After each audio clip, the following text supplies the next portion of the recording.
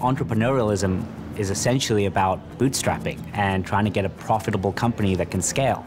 And what really binds employees to a company, which is really about mission and career development and impact, and that's never changed. The startups I like and the advice I give is to make sure that you understand where the drive for the startup is coming from. If it's coming from your heart, that's the right spot. If it's coming from your wallet, that's the wrong spot.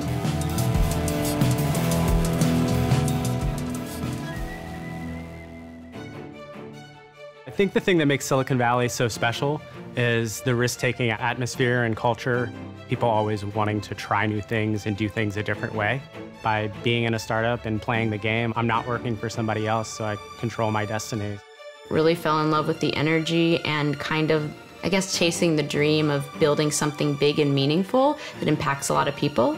The famous Apple Mac launch ad, I saw that Super Bowl ad when I was a young teenager, and I remember feeling kind of the rush and the power of what it meant. I didn't have a suit, so I went and I got a suit. I went into a hotel and I asked, hey, can I talk to the GM?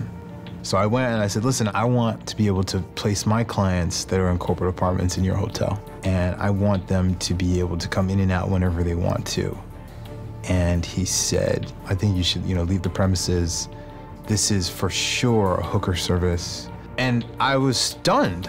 As I was leaving, he said something to me that I'll never forget. He said, I'm not gonna do this, but this could work.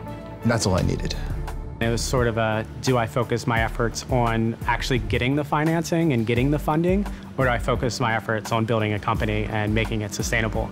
And ultimately, I knew that I had more control over one of those, so we decided to focus on actually building a company that could be sustainable. We're spending so little money, we can keep trying things, right? Until we say, well, we did it perfectly, we did the marketing perfect, we did everything perfectly, and you know what? The market rejected it. Okay, next. We haven't gotten to that place yet. This business really toughens you up. Every month, it's like we thought that it would be at the end of the runway, and then something occurs and we're able to go another month, we're able to go another month, and we've been pushing and pushing, but it's a crucible. It's a trial by fire.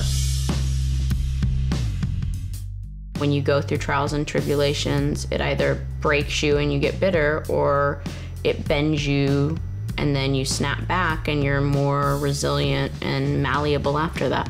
We're building a company that's going to be around a lot longer than we are. It's not something that we look at as, oh, this is a project that may or may not work out. No, this is our whole life. Fall 7, rise 8, I think is the Japanese proverb. You just keep going and you keep fighting and you eventually just find a way to make it work.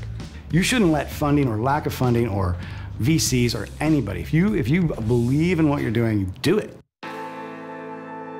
Markets go through cycles. Yes, we've come off the highs. Yes, companies aren't raising money at the same prices they were 6 and 9 months ago. As markets come down, they tend to be a little bit more sober. So that's essentially the cycle that we've gone through. If you look at history, every 8 to 10 years, you have a recession. We're here.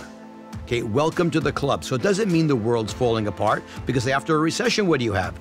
Great times again. For the founder, it's always challenging to say, well, I was wrong.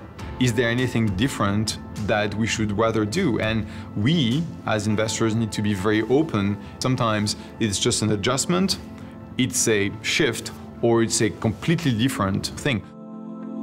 Make sure you plan for that rainy day. Really run through a scenario of real crisis where capital is no longer available and play that war game.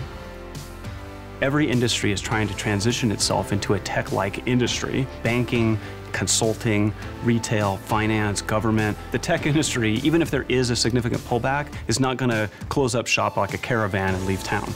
The amazing thing about the Bay Area is from south of San Jose, east to Walnut Creek and north to Petaluma, there's businesses everywhere.